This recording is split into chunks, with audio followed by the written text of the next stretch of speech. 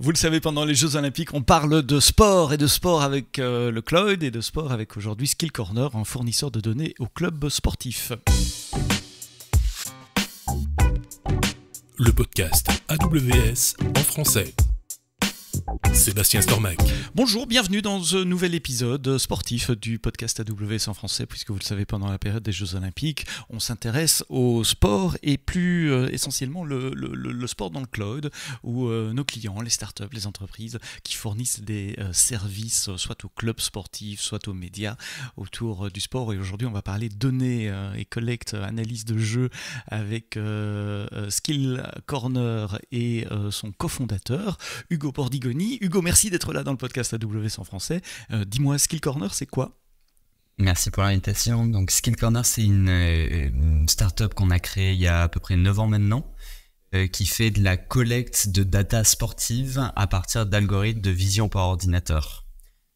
En gros, on a développé une technologie qui nous permet, à partir de n'importe quelle vidéo, notamment ce que toi tu vois quand tu regardes un match de foot à la télé, de détecter les joueurs, de les reconnaître, de savoir exactement où est-ce qu'ils sont positionnés et de collecter de grosses quantités de données. Donc des données sur les phases de jeu, les positions des joueurs, les accélérations, le nombre de fois qu'ils touchent la balle, enfin toutes ces données-là. Et vos clients, c'est qui ? Exactement. Et donc nos clients, c'est essentiellement des clubs de sport professionnel. Aujourd'hui, on fait 3 sports, donc le foot américain et le basket, avec le foot qui est vraiment notre sport principal. Et le premier cas d'usage, c'est donc pour les clubs et c'est essentiellement pour les aider à mieux recruter des joueurs. C'est-à-dire, ils analysent, je découvre un business là, les clubs analysent les jeux des autres clubs pour repérer les bons joueurs, enfin selon leurs critères, et pouvoir les engager, c'est ça ? C'est pour débaucher les gens ? Exactement. En fait, les clubs historiquement ont énormément de données sur leurs propres joueurs. Donc, tu vois, quand tes joueurs sont à l'entraînement, ils ont tous des capteurs et donc les clubs ont beaucoup d'informations sur la fatigue ou le nombre de kilomètres parcourus à l'entraînement, ce genre de choses. En match, ils ont aussi pas mal de données disponibles sur leurs propres joueurs.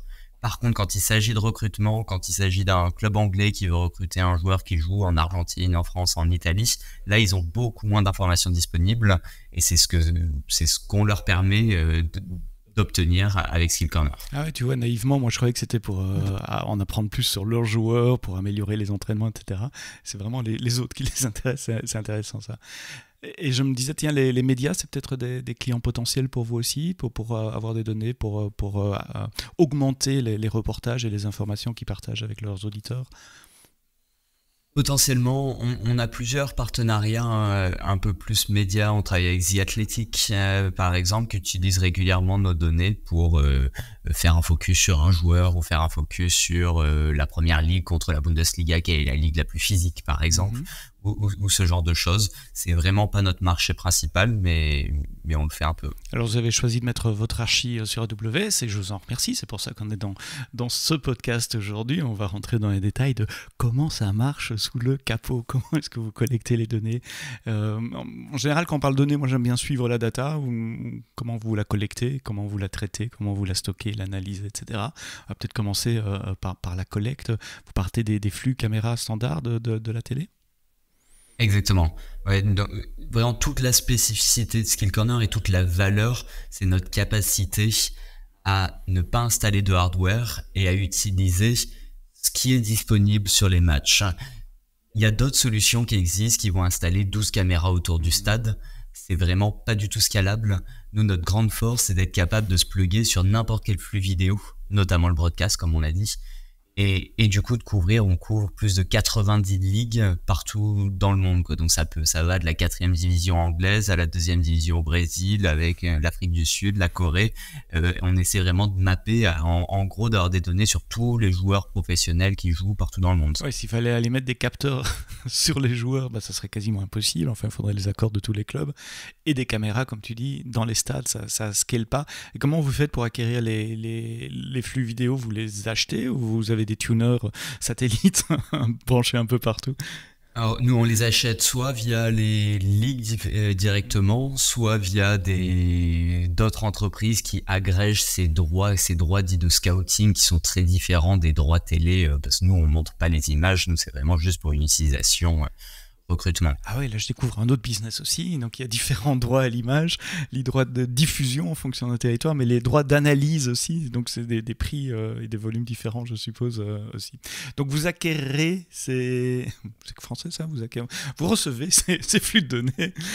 Ils arrivent dans le cloud directement, ils arrivent sur S3. Enfin, C'est ça, on stocke tout notre stockage est sur S3 et donc nous on les requêtes via API, via FTP et on les stocke directement sur S3. Et puis, vous les analysez. Est-ce que vous les analysez en direct ou en différé ou les deux? Alors, dans le passé, quand on a commencé et c'était sur AWS, on les analysait en direct. En fait, notre premier produit, c'était beaucoup plus orienté autour du fan et fournir de l'information aux fans en direct. Mais comme c'est plus du tout ce qu'on fait aujourd'hui, je vais pas en rentrer trop dans les détails. Donc aujourd'hui, comme c'est surtout un besoin de recrutement, à obtenir l'information en direct dans du recrutement, ça n'a aucun intérêt. Et donc, on fait tout en post-match.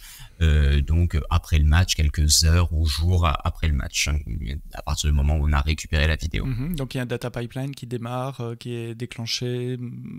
Comment et qui tourne sur quoi? C'est ça, ouais. Donc si je suis en effet, t'as dit, il y a la vidéo d'un côté. En input, on prend aussi des informations du type la composition d'équipe, est-ce qu'il y a des remplacements, est-ce qu'il y a des cartons rouges qui nous permettent en gros de savoir quels sont les 22 joueurs qui sont en train de jouer sur le terrain à chaque moment du match.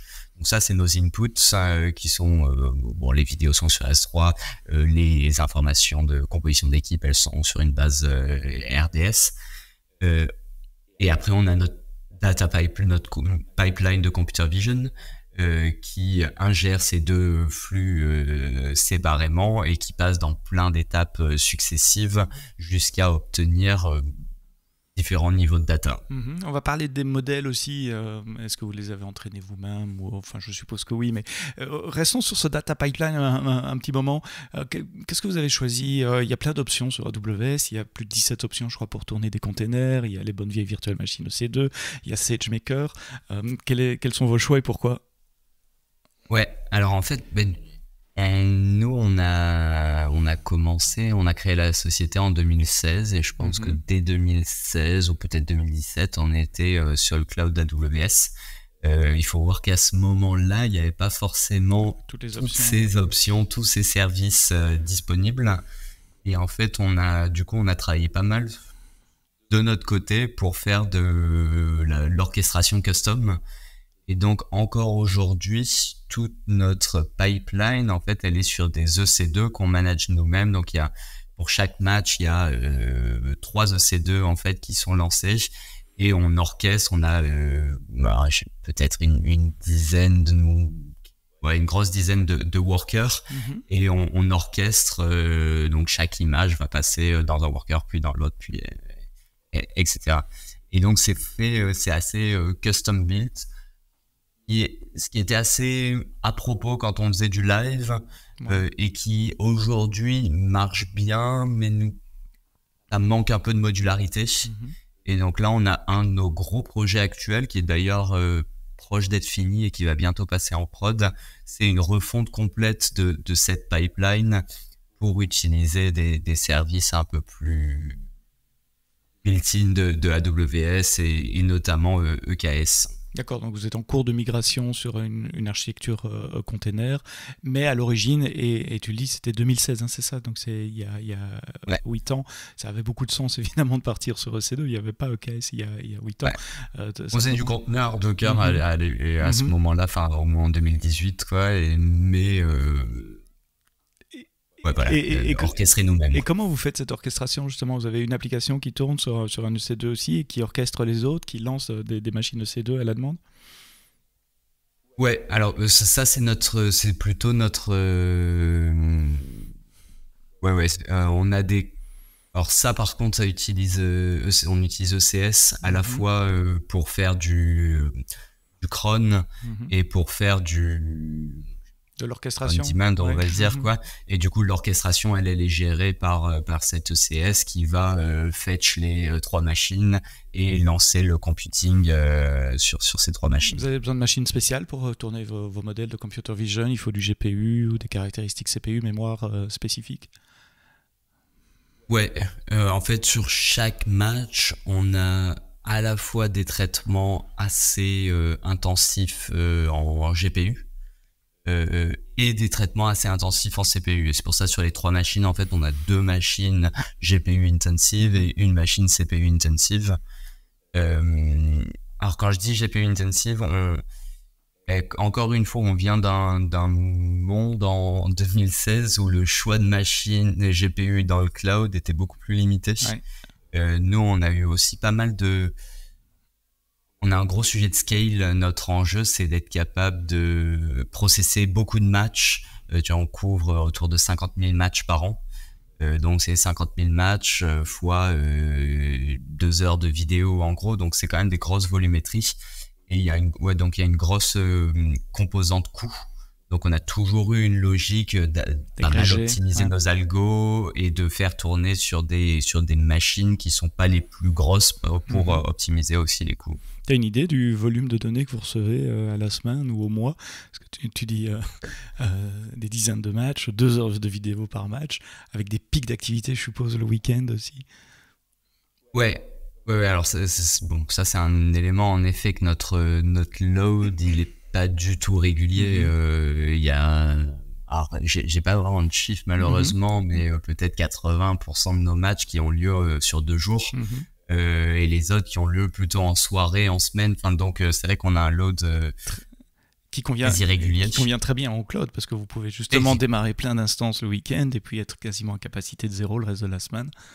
Et convient parfaitement au cloud. Là, autre chose qui convient parfaitement au cloud, ça nous arrive là, notamment dans le nouveau sport, là sur le basket, de devoir processer en 2 semaines 5 saisons historiques. Et donc ça veut dire 50 000 matchs en 2 semaines. Donc t'imagines si on devait le faire on demand, si tu comptes 3 serveurs par match, il te faut 150 000 serveurs. Enfin, c'est complètement, en tout cas à notre échelle, c'est complètement irréaliste, quoi. Est-ce que vous avez des essais là aussi avec les clubs?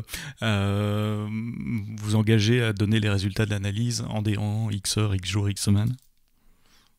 Alors, on a eu un peu la chance initialement, en tout cas dans le recrutement, les clubs,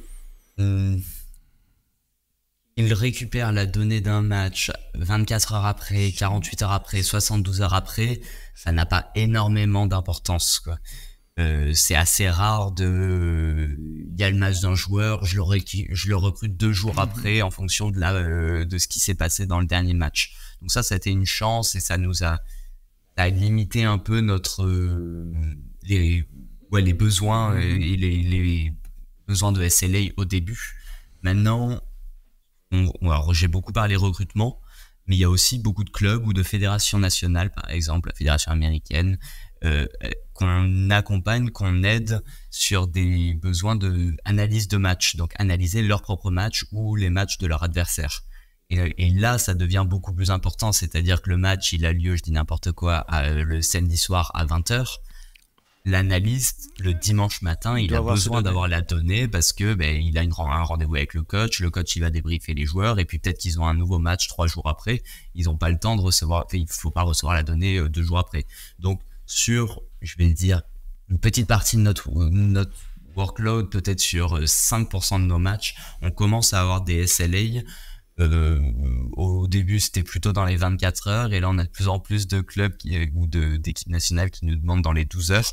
Et donc, je dirais qu'on n'est pas encore parfaitement au point sur être capable de délivrer le plus rapidement possible, mais on s'améliore énormément là-dessus. Mais c'est à peu près constant. Je veux dire, pour 1 heure de vidéo, vous savez à peu près de combien de temps de machine vous avez besoin pour produire les données. Donc, c'est prévisible.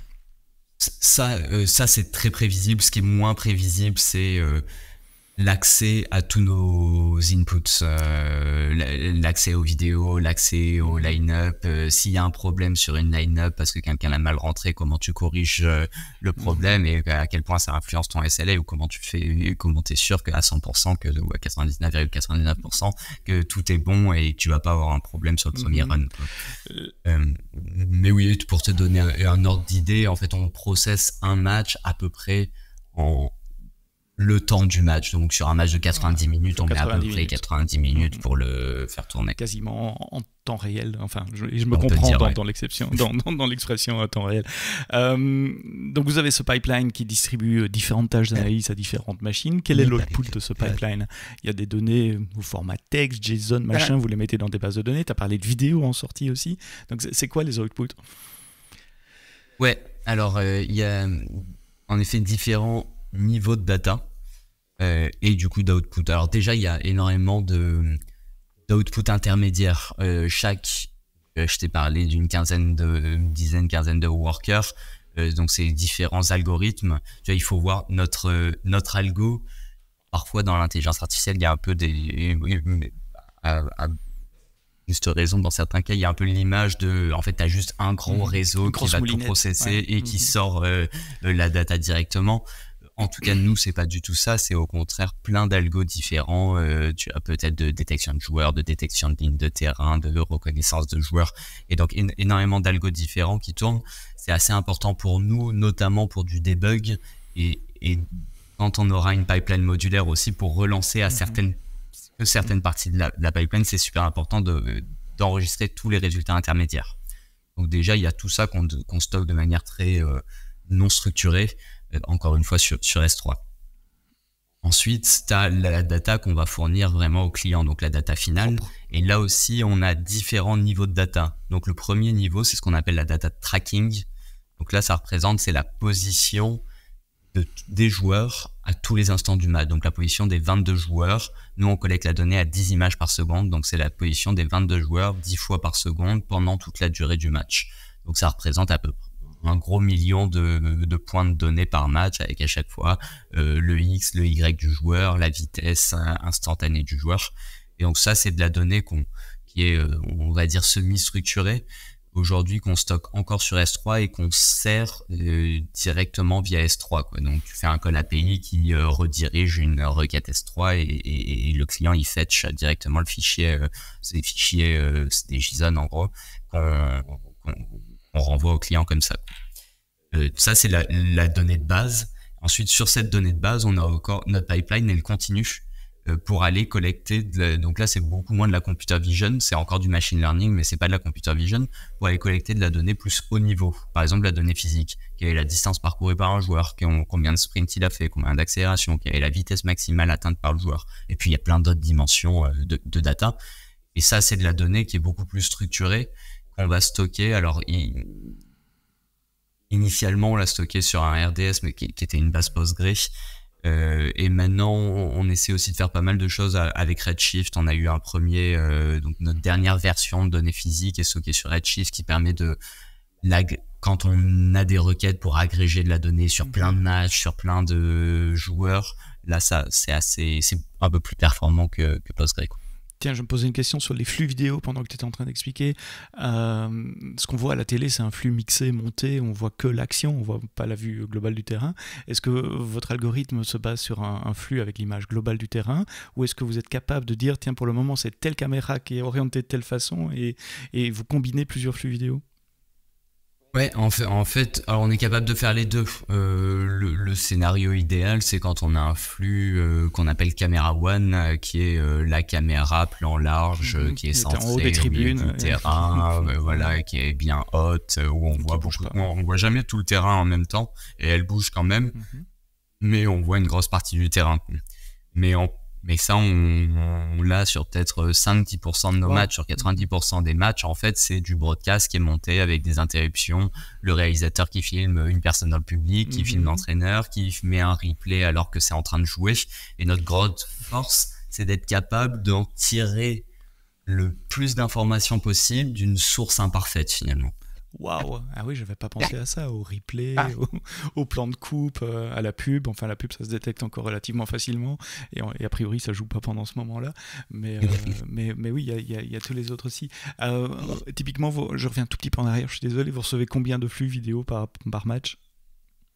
En fait, on en reçoit toujours un seul, qui est soit un flux monté, une seule caméra, soit un flux monté avec plein de caméras. Et là, donc nous, on n'a jamais un peu le choix de se dire ah ben tiens, là je vais utiliser plutôt celle-là, ou alors là je vais utiliser celle-là. En fait, nous, on travaille avec ce qu'on reçoit. Ah oui. Naïvement aussi, je pensais que vous receviez un peu comme une régie de réalisation, vous receviez les flux des différentes caméras et vous pouviez croiser ces informations. Ça serait un monde idéal pour vous. Ça serait un peu un monde idéal. Alors, on a quelques, mais c'est vraiment très préliminaire, quelques sujets où potentiellement sur certains matchs on peut recevoir plusieurs flux, et donc on se pose la question, est-ce qu'on a envie de travailler dans ces scénarios-là, et peut-être d'avoir un flux très large qui permet de bien de voir tous les joueurs, mais aussi un flux plus serré qui permet de bien voir la balle par exemple, et de faire un peu le meilleur des deux. Mais c'est très préliminaire à ce stade. Ça veut dire aussi, dis-moi si je me trompe, que vous avez des informations incomplètes sur le match. Vous n'avez pas la position de tous les joueurs tout le temps. Il y a des phases de jeu que vous avez loupées. Enfin, pas des phases de jeu, parce qu'en général, la caméra est dessus, mais des trucs annexes qui se passent un peu loin de la phase de jeu. Ouais, tu vois, quand on a commencé, les premières personnes... On a les premières personnes dans les clubs de foot qu'on allait voir. Quand on leur parlait de ce qu'on voulait faire, ils nous disaient non mais vous allez pas tout voir. Moi quand mon ailier droit attaque, j'ai aussi envie de savoir comment mon latéral gauche couvre. Ce qui est vrai, ce qui est super important.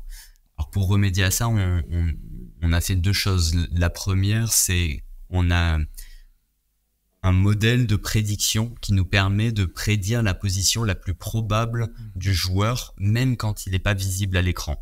Donc disons, j'ai un plan qui est assez large, mais je vois 16 joueurs. Ça veut dire qu'il m'en manque 6. Et en fait, les 6, je vais prédire quelle est la position la plus probable en utilisant quelles étaient leurs positions dans le passé, juste quand tu as la caméra à tourner et que j'ai perdu l'information de où est le joueur. En utilisant aussi quelle est sa position dans le futur quand il va revenir à l'écran, parce que comme je fais pas de live, je suis capable d'utiliser le futur, et aussi en utilisant la position de tous les joueurs qui sont visibles. Si tel joueur se déplace comme ça, il y a des chances que tel joueur le suive et soit plutôt à cet endroit-là, par exemple. Et donc, on fait ça, qui évidemment ne peut pas être 100% parfait. Par contre, et le deuxième aspect, c'est qu'on est complètement transparent avec nos clients sur qu'est-ce qu'on voit pas, quelle est l'erreur moyenne qu'on fait quand on ne voit pas un joueur à l'écran. Et donc, nos clients deviennent à l'aise avec le fait de se dire, oui, ok, c'est pas une source d'information qui est 100% parfaite, mais je suis capable de lui faire confiance pour telle application, et telle application, et telle application, et éventuellement pas pour telle application. C'est-à-dire que dans des données que vos clients consomment, et on va parler de la consommation des données aussi, il y a un taux de confiance, par exemple, ça c'est une donnée sûre, 100%, on l'a vu, et ça on est sûr à 70% au moins. Exactement, qui peut être soit au niveau très fin, granulaire, sur chaque position, on va être capable de dire, ça c'est quelque chose qu'on a lancé dans le basket et dans le foot américain, et qu'on va lancer dans le foot à un moment, sur chaque position on est capable de dire une marge d'erreur sur la position individuelle du joueur, ce qui veut dire que si j'ai pas vu mon joueur pendant 10 secondes d'affilée, ma marge d'erreur elle va être bien supérieure que si je l'ai perdu pendant une demi-seconde et je l'ai retrouvé. En fait là je suis à peu près parfait, je vais mettre prêt en tout cas. Et ça on va le fournir à l'utilisateur qui va être capable de l'utiliser. Et le deuxième truc c'est plutôt au niveau match. Tu sais comme on couvre, je t'ai dit 90 ligues partout dans le monde. On a certains matchs en première ligue qui vont être super bonne qualité, l'optique est parfait, les conditions de jeu sont parfaites, mais on va avoir aussi des matchs, je dis n'importe quoi, mais par exemple en Uruguay avec des caméras qui sont plus basses parce que les stades sont un peu plus petits, avec énormément de soleil parce que le match a lieu à 14h, et où là la qualité de la data va être inférieure. Pour chaque match, on fournit une note entre 0 et 5. 5, ça veut dire que la donnée est de très bonne qualité. 0, ça veut dire qu'elle est de très mauvaise qualité. Et donc, les clients sont capables de jauger est-ce qu'ils ont envie d'utiliser la donnée de ce match ou est-ce qu'ils préfèrent ne pas prend en compte ce match. Ça me fait plein de questions qui pop-up pendant que tu parles. Ça veut dire que vous êtes capable de déterminer les positions d'un joueur sur le terrain, même en changeant d'angle de caméra, donc de recouper les angles de caméra pour dire c'est le même joueur, enfin le même joueur, ça c'est relativement facile, je suppose, avec les maillots, le visage, etc. Mais aller recalculer une position sur le terrain, donc modéliser ce terrain, mais vu par différents angles qui changent tout le temps, parce que les caméras, elles zooment, elles dézooment, elles font des panneaux. En fait, en pratique, ça c'est ce que tu dis comme ça, mais si tu regardes attentivement un match en y pensant, en fait, t'as qu'une caméra qui filme vraiment, c'est la caméra à plan large. Et après, t'as plein de caméras serrées, mais qui vont filmer un seul joueur, quoi. T'as pas plusieurs caméras plan large, tu vois, une qui va être dans l'angle, une qui va être... Parfois, t'as d'autres caméras qui vont être utilisées pour des replays, mais nous, les replays, ça nous intéresse pas tellement. Et donc, finalement, en fait, on n'utilise plus que d'une seule caméra, qui est la caméra plan large. On a des projets de se dire, en plan serré, on voit très très peu d'informations, mais on voit quand même un petit peu d'informations, et ça serait bien de collecter ce petit peu de data en plus, plutôt que de devoir prédire les joueurs quand je suis en plan large. Quand je suis en plan serré, pardon. Et alors l'autre question qui me venait à l'esprit, quand tu parlais de la caractéristique physique des stades, des flux et de la météo, est-ce que vous avez des modèles de computer vision qui sont différents alors en fonction des sports, je suppose que oui, mais aussi en fonction des stades, des ligues, des pays? Alors, en fonction des sports, c'est sûr, même s'il y a énormément de choses en commun, c'est quand même dans 95% des cas, c'est quand même toujours réentraîné pour chaque sport avec des données qui viennent de chaque sport. En fonction des stades, non, on essaie d'avoir des modèles les plus génériques possibles, mais par contre qui ont appris, si tu apprends tes modèles que sur de la première ligue, dans des super gros stades, quand il va falloir trouver ce qu'on appelle l'homographie, c'est-à-dire la calibration de la caméra sur une caméra qui est décentrée, super basse, très proche du terrain, ça va pas marcher, quoi. Donc il y a un énorme travail pour être robuste à toutes sortes de conditions, et puis on ajoute en permanence de nouvelles ligues. On veut pas être obligé de réapprendre des modèles dans chaque stade, donc il y a quand même vraiment le besoin d'avoir des modèles qui généralisent bien. Alors je vais reprendre mon chemin des données. On a parlé de l'acquisition, du traitement, des données qui sortent, donc un mix de données brutes, de données structurées, même au format relationnel, donc très structuré. Comment vous les distribuez à vos clients? Je suppose que là c'est plus classique, c'est une couche d'API, une application web, des downloads. Ouais, c'est ça. Tout ça en fait. On est vraiment et on se présente vraiment comme un fournisseur de data. Nous, ce qu'on vend, c'est de la data, c'est pas du software. Et donc, on va dire que le mode privilégié pour accéder à notre donnée, c'est via notre API, qui parfois va faire une requête à une base Postgre, une base Redshift, parfois va faire un redirect vers un fichier S3 qui va être téléchargé directement par le client. On a malgré tout, nous, un front-end un peu de BI qui permet au client de requêter, donc pas la donnée la plus brute, mais les données un peu agrégées, il peut les requêter directement depuis notre interface web.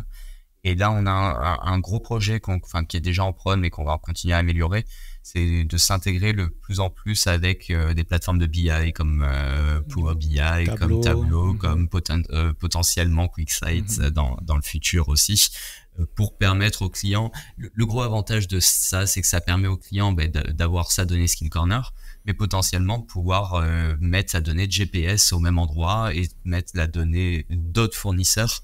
Nous, on ne croit pas beaucoup au principe de la plateforme fermée où pour voir la donnée Skill Corner, tu es obligé d'être sur la plateforme de Skill Corner et qui ne te permet pas de coupler ta donnée avec d'autres types de données. Donc, on essaie d'avoir une interface la plus ouverte possible. Et là, c'est des applications web relativement classiques, je suppose, du React, de l'Angular ou quelque chose comme ça. Ouais, c'est de l'Angular. Voilà, encore une fois, c'est vraiment pas toutes nos... soit nos intégrations avec Power BI, avec Tableau ou notre front-end, c'est des choses c'est pas des choses qu'on price en plus. C'est-à-dire si tu achètes la donnée, tu accèdes à ça, à tout ce dont tu as besoin. On a aussi plein d'intégrations avec des acteurs qui sont plutôt du secteur. Donc donc nos clients utilisent tel logiciel pour l'analyse et ils aimeraient bien utiliser, qui leur permet de lier la vidéo avec certains types de data, et ils aimeraient bien pouvoir lier aussi nos données. Et donc, on fait des formats particuliers qu'on leur sert via notre API pour des intégrations, s'intégrer dans ce logiciel, quoi.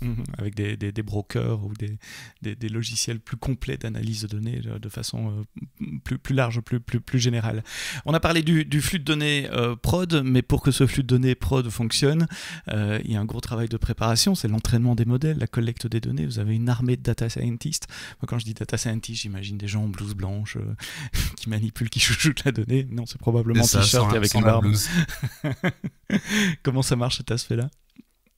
On a une grosse équipe data. Ils doivent être une vingtaine aujourd'hui. Une grosse équipe à notre échelle, pas à l'échelle AWS, et qui sont à la fois vraiment sur de la vision, ou alors, comme je te disais, sur les briques qui viennent après la donnée de tracking, donc encore du machine learning, mais beaucoup moins appliqué à la vision. Et qui vont travailler à la fois sur améliorer l'existant, améliorer les algos. Tu vois, on a eu une alerte sur tel match, sur tel stade, mais comment on fait pour faire marcher les algorithmes aussi dans ce stade-là, qui travaillent aussi sur les nouveaux sports. On a cet algo qui marche bien dans le foot, comment on fait pour le faire marcher dans le foot américain, où on a telle autre problématique. Et aussi de venir collecter de nouveaux layers de data, même dans le foot, de se dire aujourd'hui c'est bien, j'ai la position des joueurs, mais peut-être que j'ai aussi envie d'avoir leur orientation par exemple, et donc ils vont travailler sur collecter l'orientation des joueurs. Et dans votre métier, il y a moyen de travailler avec des modèles de l'étagère, des modèles standards qui sont juste réentraînés ou customisés avec vos données, ou vous devez vraiment partir de zéro et construire vos modèles ? Un peu les deux. Un peu les deux, tu vois. On a des tâches qui sont assez standards, comme détecter des joueurs. Finalement, c'est quand même assez proche de détecter n'importe quel objet. Qu'on spécialise parfois. Voilà, on va spécialiser des paramètres pour nos besoins ou pour notre capacité de calcul qu'on a envie d'utiliser ou ce genre de choses. Mais on va utiliser des choses qui sont assez standard, toujours réentraîné quand même. Et après, on a des modèles qui sont très spécifiques à ce qu'on fait. Par exemple, je veux dire le tracking du ballon en 3 dimensions à partir d'un flux vidéo unique. J'ai jamais vu un article de recherche qui était sur ce domaine-là, des modèles open source qui avaient été entraînés sur cette problématique-là. Et donc là, c'est entièrement du custom, quoi. Et là aussi, vous utilisez des grosses instances EC2 avec plein de GPU pour entraîner les modèles pendant plusieurs heures, jours ? Alors, aujourd'hui, on n'utilise pas du tout. Peu. Alors, on utilise AWS pour notre entraînement, pour le stockage des modèles, le versionning de modèles, le stockage de notre donnée d'entraînement pour être sûr de ne pas la perdre, machin. Par contre, toute la partie entraînement, aujourd'hui, on l'a fait on-premise avec des serveurs avec des GPU qu'on achète et qui sont chez nous.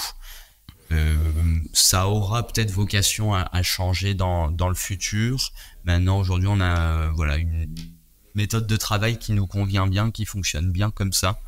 On a plusieurs fois parlé avec les équipes d'AWS pour utiliser SageMaker, et ça peut nous arriver, tu vois, par moment, on a un algorithme qui marche et on se dit mais là ça serait bien de faire like a parameter search et tester et de faire 50 entraînements d'un coup.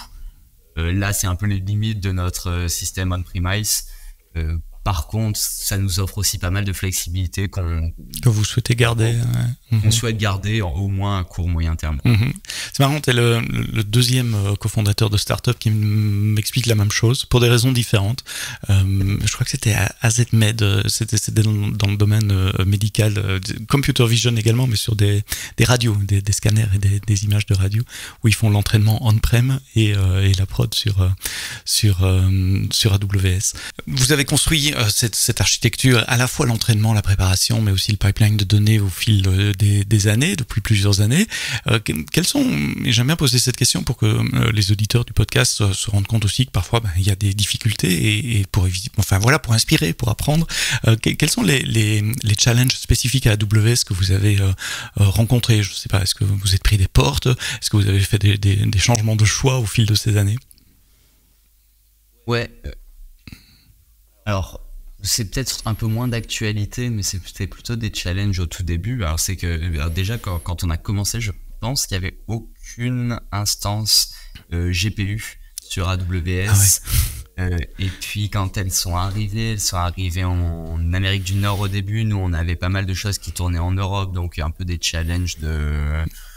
déplacement de données. Est-ce qu'on fait du cross-région ou est-ce qu'on déplace tout en Amérique du Nord? Ça nous arrive encore. Tu vois, par exemple, là, les G6 sont sortis, mais à ma connaissance, c'est qu'en Amérique du Nord, ou en tout cas, c'est pas en Europe. En tout cas, c'est pas en Europe dans la région qu'on utilise. Donc, c'est encore des challenges un peu où on se dit, ah oui, on a une amélioration en G6. Par contre, nous, ça tourne en Europe. Et puis, en plus, après, au bout d'un moment, t'as un peu des questions RGPD, machin. Donc, c'est pas forcément super évident d'aller switcher d'une région à l'autre aussi d'un point de vue juridique.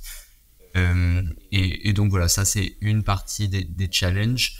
On a eu par moments un peu des surprises où en fait on a eu des problèmes de quotas par moment où comme je te disais, on a des charges hyper importantes le week-end, mais après plus rien la semaine, et donc on a besoin de sortir énormément d'instances, enfin d'utiliser énormément d'instances par pic et pas le reste du temps, surtout pour fournir des SLA assez faibles. Et donc on a eu des problématiques de quotas. Alors pour essayer de résoudre ces problématiques de quotas, ça nous est arrivé de dire ok, en fait du coup on va être capable d'utiliser des instances qui sont dans des availability zones différentes, mais du coup après on s'est retrouvé avec des problèmes où on faisait énormément de transferts de données entre les availability zones qui étaient qui coûtent très cher. Qui coûtent très cher.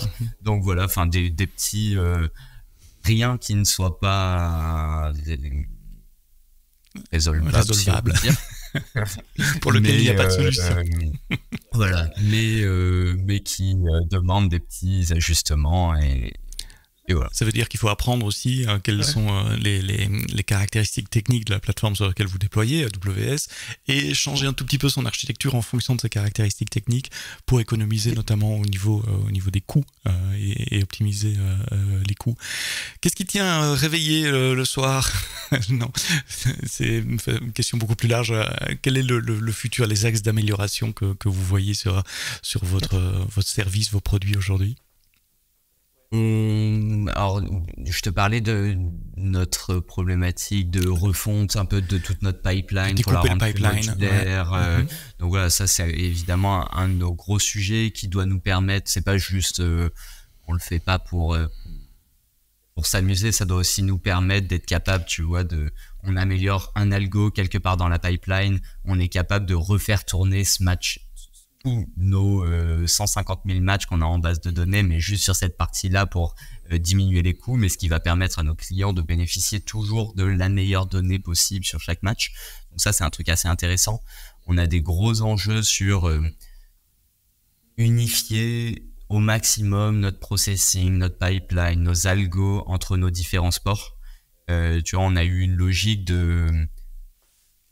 on a pas mal de legacy sur le foot, mais en fait, on lance le foot américain, le basket, mais on va vite, on fait une pipeline un peu différente. Et maintenant, on a quand même, notamment avec ce travail de refonte, on a pas mal de réflexions sur comment on unifie et comment, quand on améliore quelque chose dans le foot, on en bénéficie aussi dans le basket, dans le foot américain. Ça, c'est un gros enjeu. Et globalement, ça, c'est un énorme enjeu d'un point de vue business et d'un point de vue équipe chez Skill Corner. Comment on fait pour ce qu'on a bien fait dans le foot aujourd'hui, où on travaille aujourd'hui avec 200 clubs de foot, comment on fait pour le répliquer aussi dans le foot américain et dans le basket de la manière optimale, quoi. Il pourrait y avoir d'autres sports, pas nécessairement des sports de ballon. Enfin, je sais pas. On enregistre ces podcasts un peu à l'avance, donc je vais donner une référence locale par rapport au moment où on enregistre, qui n'est pas le moment où vous écoutez, mais du tennis par exemple, ou même des choses très différentes, la Formule 1. Enfin. Bon, je pense qu'il y a des besoins en vision par ordinateur sur à peu près tous les sports, peut-être pas tous, mais à peu près tous les sports. Maintenant, nous, vu les spécificités du produit, on n'a pas forcément vocation à couvrir 50 sports à 10 ans. Par contre, c'est sûr qu'il y a des sports qui pourraient être pertinents. Le tennis en fait partie, le rugby en fait partie. Le rugby, oui, bien sûr. Ouais. Le baseball, le hockey sur glace éventuellement. Donc, on n'a pas de plan concret, mais on a quelques idées sur des sports qui pourraient être intéressants pour vous et pour le marché. Vu votre modèle business de fournir des données pour aider au recrutement, c'est plutôt les sports d'équipe, évidemment, donc le rugby, le baseball, tout ça. Le hockey, effectivement, ça a beaucoup de sens. Conversation intéressante, passionnante dans le monde de la data et de la data sportive, comment collecter de la data à partir de flux vidéo standards pour la revendre à des clubs à des fins d'analyse des joueurs des autres clubs à des fins de recrutement. Merci Hugo Bordigoni, tu es cofondateur de Skill Corner. Merci à vous d'avoir écouté le podcast AWS en français jusqu'au bout. Vendredi prochain, on se retrouve pour un nouvel épisode dédié au sport. Ça sera le vendredi 2 août et on parlera avec Moments Lab. Mais d'ici là, quoi que vous codiez, codez-le bien.